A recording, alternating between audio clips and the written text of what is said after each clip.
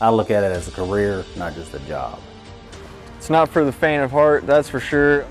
Why wouldn't you want to present the best work you can? A happy client, makes us happy at the end of the day. It's having a good work environment. Pretty fun and exciting experience.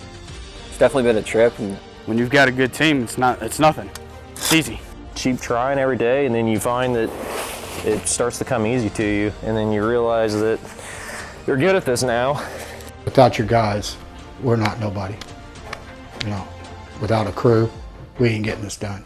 But we give each other a good time and a hard time all at the same time. we all can laugh and get along regardless of how nasty, terrible the crawl looks. And be patient with yourself because this is hard work. Because I learned a lot. Before all this, I didn't know about drainage or anything like that underneath the house. Trenches, weep holes, nothing like that. To me, that's 100%.